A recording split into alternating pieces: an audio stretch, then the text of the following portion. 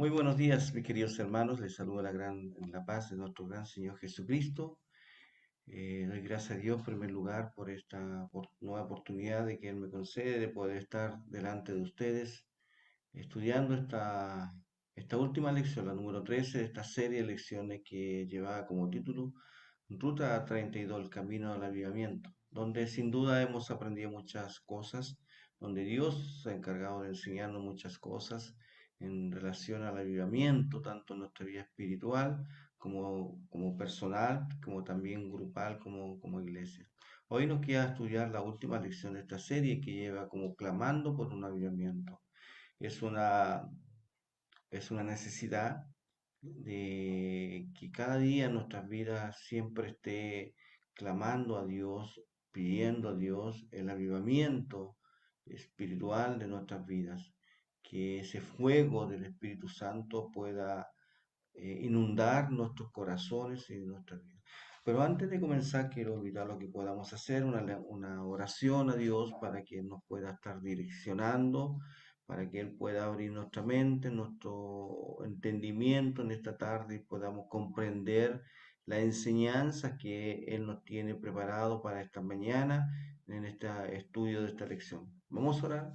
Bueno, Padre, amado Señor, bendito Dios, te damos las gracias en primer lugar por la vida, por la salud, por este día maravilloso que usted nos está dando, por esta oportunidad que usted nos concede, Señor, de poder dirigirnos a usted.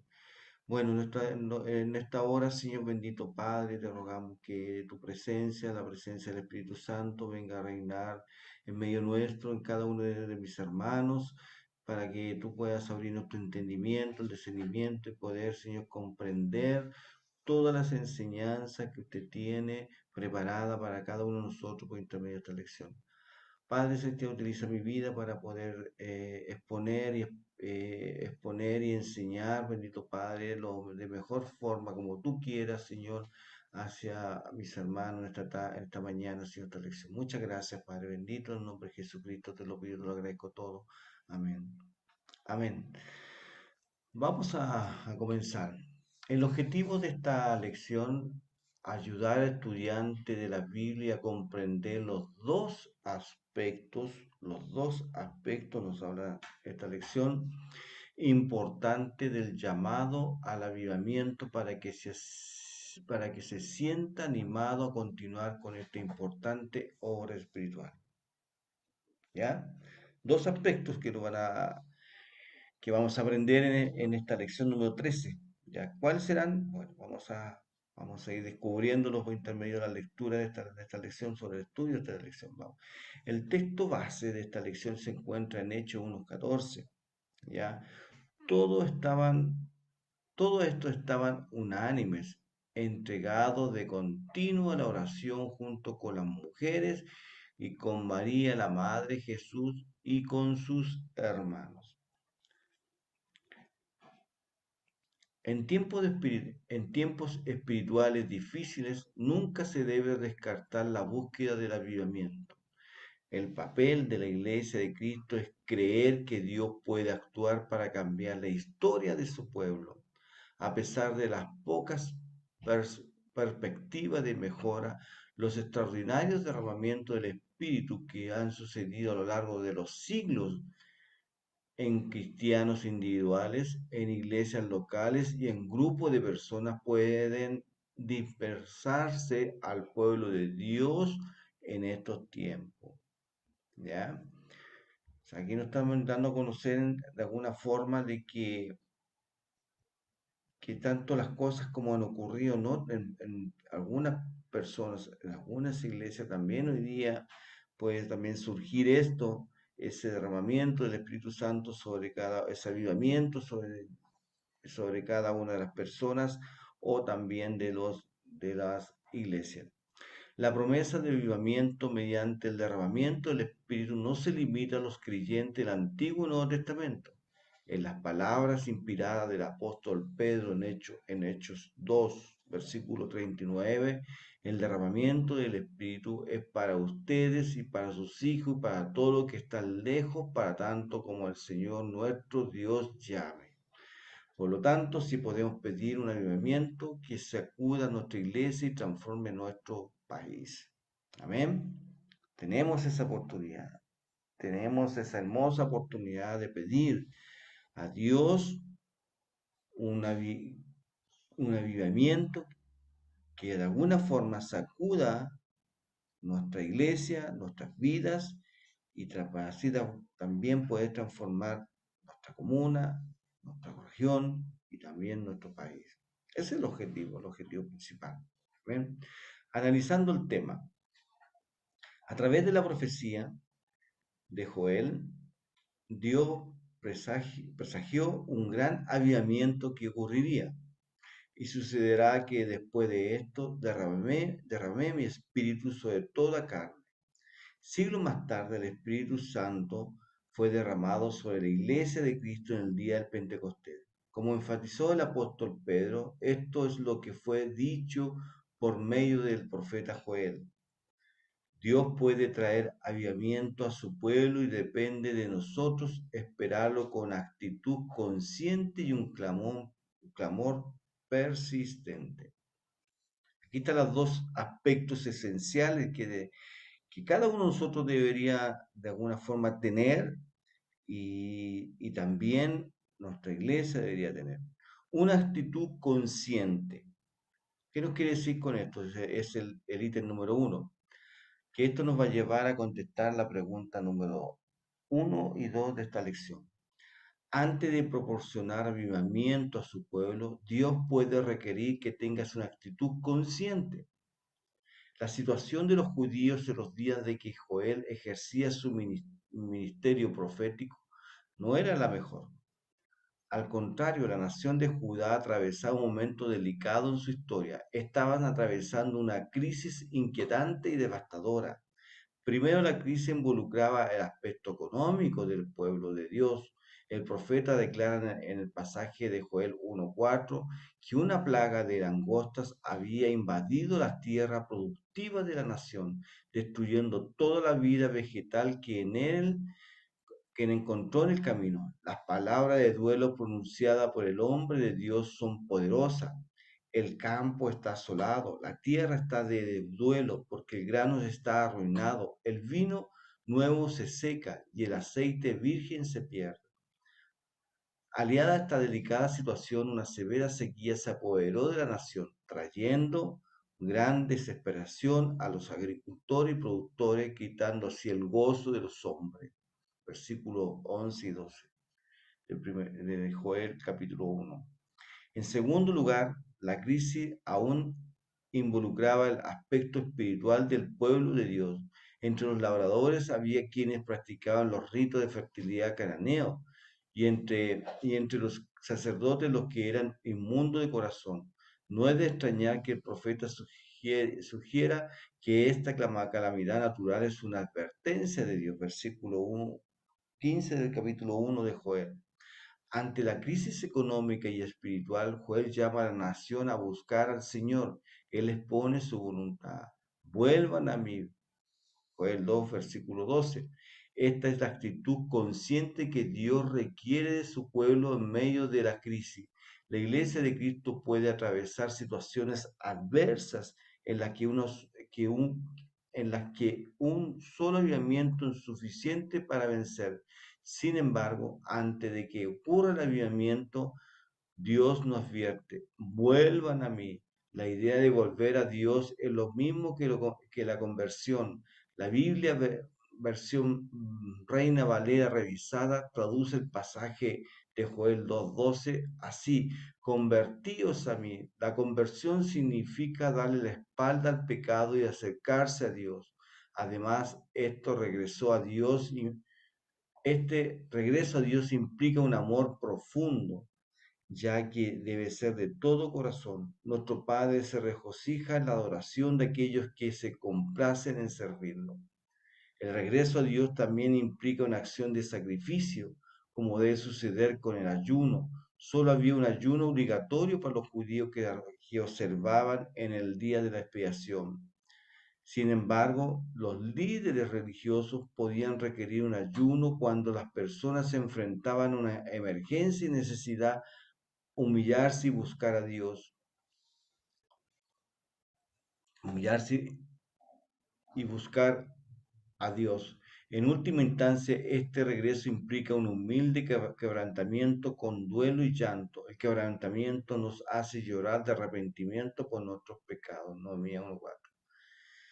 Vamos a contestar la pregunta 1 y 2 ya leyendo este ítem número 1 de esta lección. Dice, consulte Joel 1:4 y 10 al 12 y el ítem 1 y responda, ¿cuál era la crisis por la que se atravesaba la nación de Judá? ¿Cuál era la crisis? ¿Qué es lo que ustedes lograron entender de esta lectura y de estos pasajes bíblicos? Bueno, habían dos crisis que estaban pasando el pueblo de Dios en ese periodo, de acuerdo a lo que relata Joel 1, versículo 4 y 10, 12. En primer lugar, estaba pasando una crisis económica, porque había venido una plaga sobre toda la plantación de ellos, sobre todo el trigo, que destruyó todo, absolutamente no, todo, más aún sumándole la gran sequía que estaba pasando en esa oportunidad, ¿ya? Que los agricultores prácticamente estaban buscando algunos tipos de métodos para ritos cananeos, para quizás para atraer lluvia o fertilidad en sus plantaciones. O sea, están totalmente desviando sus miradas a cosas que no estaban trayendo buenos resultados, ¿ya? Y por otro lado, también había una crisis espiritual que de alguna forma eh, estaba trayendo una pérdida de gozo en sus corazones, debilitando su vida espiritual, debilitando su comunión quizás con Dios, debido quizás a toda esta situación que estaban pasando. O sea, muchas veces yo creo que la invitación esta lección el día de hoy es un poco a que nosotros podamos reflexionar que Dios nos está diciendo de que a pesar de las difíciles situaciones que podamos estar viviendo como, como hijos de Dios o como iglesia de Cristo, eso no nos califica o no nos tiene que llevar a tener estas crisis espirituales. eh, Al contrario, debe llevarnos a, a buscar un verdadero avivamiento, a buscar un derramamiento del Espíritu Santo sobre nuestras vidas y sobre nuestra iglesia. Que, en la pregunta número 2 o la respuesta número 2 de alguna forma, nos, por intermedio del profeta Joel, nos muestra un poco, digamos, cuál es el camino que se debe hacer o qué es lo que está pidiendo Dios en esa oportunidad al pueblo de Dios para poder producir ese avivamiento o ese derramamiento del Espíritu Santo sobre el pueblo, sobre las vidas de cada uno de ellos. Y era sin duda un llamado a atención de parte de Dios, donde la cual le estaba manifestando y pidiendo de que se vuelvan a Él, se arrepentidos de alguna forma. Entonces me llama un poco la atención esa expresión que relata aquí el profeta Joel, capítulo 1 o 2 de Joel. Si Dios le hace esa amonestación al pueblo de Dios, eh, es porque realmente Dios estaba viendo que su pueblo de alguna forma se estaba desviando del camino, que su mirada la estaba desviando a otras cosas, su corazón de alguna forma la está desviando a otros deseos, que eso estaba impidiendo de que Dios pueda producir un avivamiento en la vida de cada uno de ellos y la vida de la iglesia en especial, que el derramamiento del Espíritu Santo estaba impidiendo de que se produjera el derramamiento del Espíritu Santo en la vida de ellos. Entonces, me remueve bastante esta expresión y de alguna forma no quiero decir con esto de que sea como una regla las cosas, pero Quizás muchas veces nuestras propias acciones y nuestras propias, les digo, acciones o pensamientos o deseos están impidiendo de que Dios pueda producir un avivamiento en nuestras vidas y también en nuestra iglesia. Más adelante vamos a ir viendo algunos pequeños detalles que de alguna forma yo creo que nos van a servir mucho, van a ser de mucha utilidad, de mucha enseñanza estos pequeños detalles que podamos encontrar. Pero bueno, respondiendo un poco a esto de lo que es la pregunta número uno y la pregunta número dos con respecto a esta lección. La pregunta dos decía, el profeta convocó al pueblo a que superara la crisis volviendo a Dios. ¿Cómo debía ser esta conversión? La conversión habla aquí de que debe ser de corazón, plena, una conversión, un quebrantamiento, sin dejar nada sin hacer. Eh, con todo nuestro corazón, ayunando, llorando y con lloro y lamento, con un quebrantamiento de corazón, un quebrantamiento, un arrepentimiento genuino y verdadero de nuestras vidas y nuestros pecados. ¿Ya? Ese es el llamado que Dios estaba haciendo en esta oportunidad al pueblo de Dios, a su iglesia, y hoy día de alguna forma está llegando también esta invitación de parte de Dios. Si estamos buscando avivamiento, si estamos buscando el derramamiento del Espíritu Santo, Dios nos está diciendo también, vuelvan a mí, vuelvan su mirada a mí, conviértanse a mí. Y la conversión se tiene que hacer una conversión genuina, verdadera, de corazón. Conversión. Siempre he escuchado que suenan bien parecidos, pero no son iguales. Convertidos o convencidos. ¿Cuál de los dos cada uno de nosotros podemos tomar? ¿Cuál palabra podemos estar? ¿Podemos estar convencidos de las cosas de Dios o estamos convertidos a las cosas de Dios? ¿Ya? Ya, no nos vamos al ítem número 2, que es relativamente corto para ir avanzando. Un clamor persistente es el segundo aspecto que nos invita a entender de esta lección que lleva como título Clamando por un avivamiento. Son dos aspectos. En primer lugar, es una actitud consciente y un clamor persistente. Miren lo que nos dice con respecto a esto. Antes de conceder avivamiento a su pueblo, Dios requiere de él una actitud consciente que, como hemos visto, implica conversión, amor profundo, acción sacrificial y humilde quebrantamiento. Después de predecir tiempos difíciles, advirtiendo a la nación acerca de la manifestación del juicio de Dios, el profeta hace la siguiente promesa al Señor: y sucederá que después de esto derramaré mi Espíritu Santo sobre toda carne. La promesa divina consiste en un derramamiento extraordinario del Espíritu Santo que no se limitó a ciertas personas con tareas específicas que cumplir como profetas, jueces y grandes hombres como David.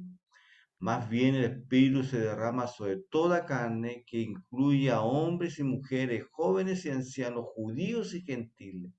Solo, solo sería cuestión de tiempo antes de que este evento saliera a la luz. Cuando Dios promete, cumple. Así sucedió.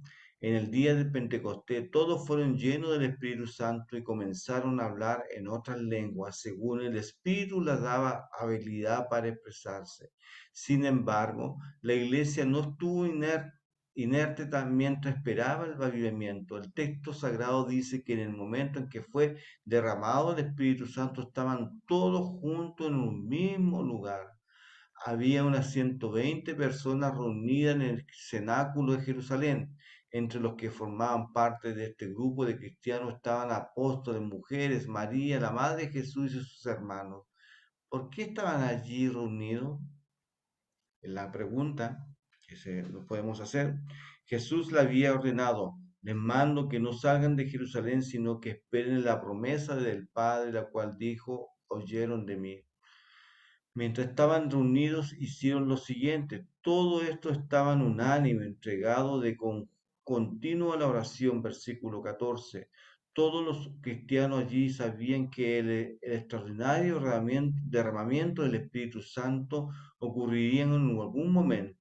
Con Jesús le había asegurado, pero recibirán poder cuando el Espíritu Santo venga sobre ustedes.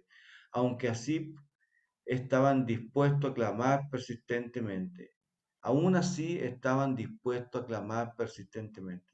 Nosotros, la Iglesia de Cristo, hoy estamos seguros de que el Señor puede producir avivamiento extraordinario. Esto lo ha hecho a lo largo de los siglos y por su soberanía puede hacerlo en nuestros días. ¿Cuál debe ser nuestra postura al respecto? El mismo que el profeta Joel instó al pueblo de su época: rasguen su corazón y sus vestidos. Mientras espera el avivamiento de Dios, la iglesia necesita desempeñar su papel en la tierra tomando la actitud consciente de volverse al Señor, cultivar la verdadera santificación y buscarlo con un clamor persistente. ¿Ven? Este ítem nos va a llevar a responder la pregunta número 3 y la número 4. ¿Qué promesa Dios hizo al pueblo a través del profeta Joel y cuándo se cumplió? Consulte Joel 2:28, Hechos 2:4 y el ítem 2. ¿Ya? Bueno, la promesa que Dios hizo en Joel 2:28 fue, vamos a leerlo mejor, ya, vamos a leerlo, eso está en el Antiguo Testamento, está Oseas. Es un libro, Oseas, Daniel, Oseas, y está Joel. Joel tiene apenas 3 capítulos. 2:28 dice: y después de esto derramaré mi espíritu sobre toda carne y profetizarán vuestros hijos y vuestras hijas, vuestros ancianos soñarán sueños y vuestros jóvenes verán visión. Ahí está la promesa. Esa es la promesa que Dios hizo por intermedio del profeta Joel, que ¿después de qué? Después de este arrepentimiento, después de esta búsqueda, después de esta entrega, de este quebrantamiento de corazón, va a venir ¿qué cosa? El derramamiento del Espíritu Santo. ¿Ya? ¿Y cuándo se cumplió esto? Se cumplió en el día del Pentecostés, el momento del Pentecostés, cuando estaban los 120 personas, estaban en el cenáculo de Jerusalén, esperando justamente esta promesa, que se cumpliera esta promesa. Y ahí se cumplió. Ahí da inicio a la iglesia primitiva. Ahí da inicio al cristianismo en el mundo, lo cual ha llegado hasta esta época, año 2022. ¿Cuántas veces Dios ha derramado también ese poder sobre personas, sobre iglesias? Este mismo poder, ese mismo derramamiento, ese mismo Espíritu Santo ha sido derramado. Y hoy día es una búsqueda de muchos, es una búsqueda constante de cada uno de nosotros debería ser. Y también de nuestra iglesia, la cual también debería tener como necesidad buscar este derramamiento del Espíritu Santo. Es uno de los puntos de fe que nosotros creemos de nuestro doctrinal, el derramamiento del Espíritu Santo. ¿Ya? Vamos a responder la pregunta número 4, para después pasar a aplicando el tema. ¿Cómo esperaban los cristianos el cumplimiento de la promesa del derramamiento del Espíritu Santo? Comente tras consultar Hechos 1:14. Bueno, en el libro de Hechos, si nosotros analizamos, hay varios pasajes bíblicos que nos hablan que el derramamiento del Espíritu Santo se produce, y me llama la atención de que estos pasajes, Hechos capítulo 2, versículo 4, Hechos capítulo 2, versículo 44, y ahí me parece que también hay uno en el capítulo 7 también por ahí, habla de que todos estaban unánimes, unidos, en un solo sentir, en un solo pensar. Y me llama mucho la atención ese aspecto de que, ¿por qué en esa, bajo esas circunstancias o bajo esa condición se produjo el derramamiento del Espíritu Santo? Puede ser de que sea una de las claves o de las llaves que de alguna forma pueda abrir esta compuerta y sea derramado el poder del cielo, poder de Dios sobre la iglesia, ese avivamiento sobre la vida de cada uno de nosotros y sobre la vida de la iglesia en especial, estar en forma unánime, en un mismo sentir, en un mismo objetivo. Es importante poder reflexionar sobre esto. ¿Ya? Aplicando el tema. Con unidad clamemos por un avivamiento. Al llamar al pueblo a que vuelvan a Dios, el profeta Joel se preocupa para que nadie quede afuera. Reúnan al pueblo, santifiquen la asamblea, congreguen a los ancianos, reúnan a los pequeños y a los niños de pecho. Asimismo, el día de Pentecostés, aproximadamente 120 personas, entre hombres y mujeres, se reunieron para orar con perseverancia. Podemos pedir un avivamiento individual en el silencio de la habitación, pero nunca debemos ignorar la importancia de estar juntos, unidos para este propósito tan importante. En las reuniones de celebración, en los pequeños grupos y en el momento de oración, clamemos al Padre por el extraordinario derramamiento del Espíritu. No dejemos de suplicar. Aviva, Señor, tu obra en medio de los años, dala a conocer. ¿Ya? La pregunta número 5 y la pregunta número 6 es de alguna forma es una pregunta a la cual va a ser una respuesta personal. Que cada uno pueda reflexionar y poder responder con mucha sinceridad de corazón, con mucha honestidad de corazón, delante de Dios, responder la pregunta. La pregunta número 5 dice, tras consultar la primera aplicación, responda, ¿ha aprovechado los momentos de comunión para juntos a su hermano de fe clamar por un avivamiento? Te dejo esa pregunta. Leámosla nuevamente. Tras has aprovechado en los momentos de comunión para junto a tus hermanos de fe clamar por un avivamiento, ¿ya? Tú respóndela. Y yo también me la estoy respondiendo. Con paciencia clamemos por un avivamiento. Esta es la última ya pregunta.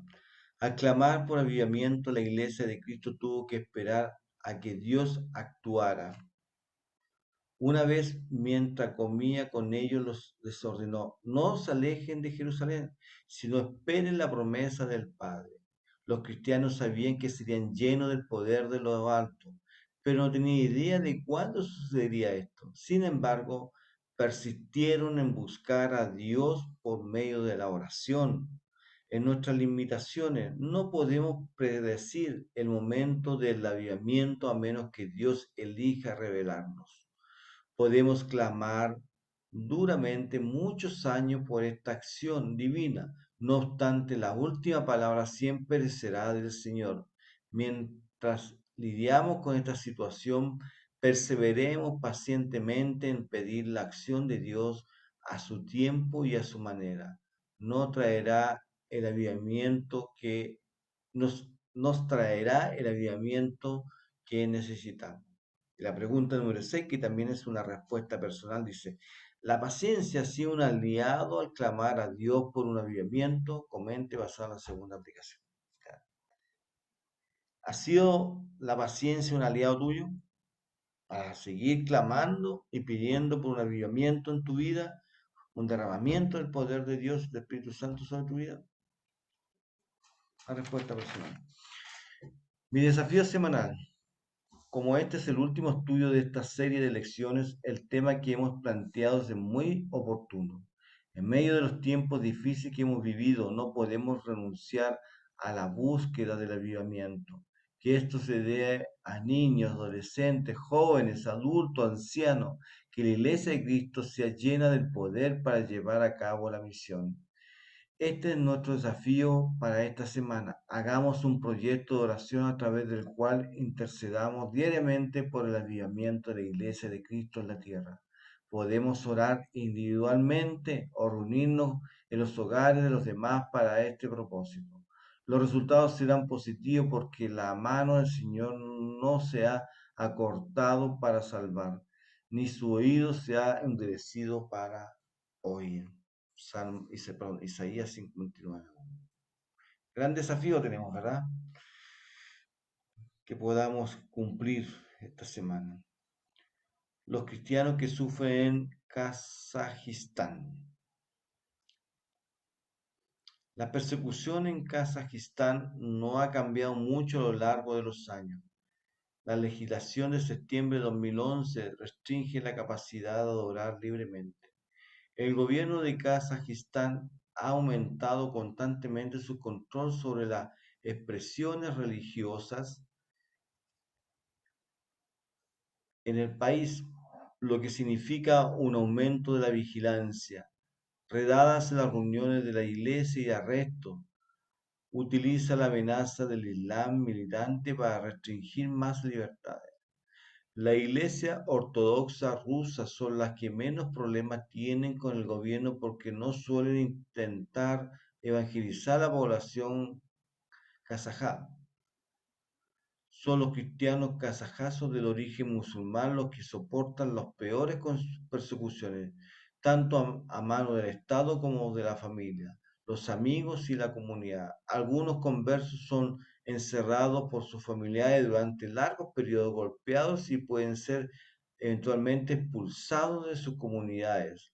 Los mulas líderes islámicos locales también predican contra ellos.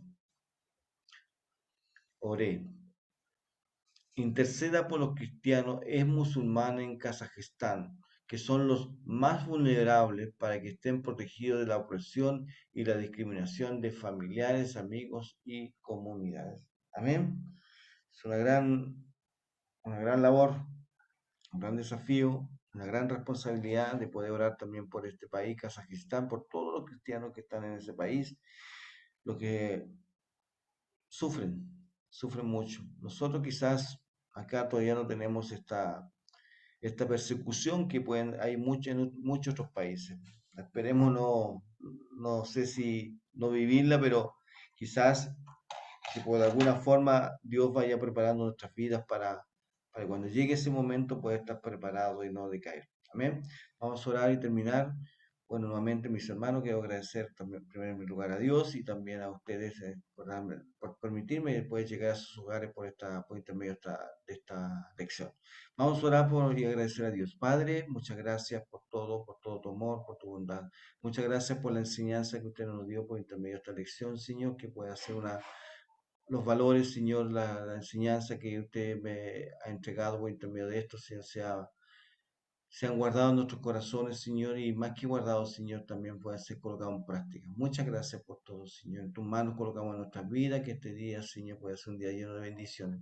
En tus manos, Señor. En nombre de Jesucristo te lo pido, te lo agradezco todo. Amén. Amén, mis hermanos, que el Señor les bendiga mucho. Estaremos viendo nuestra oportunidad.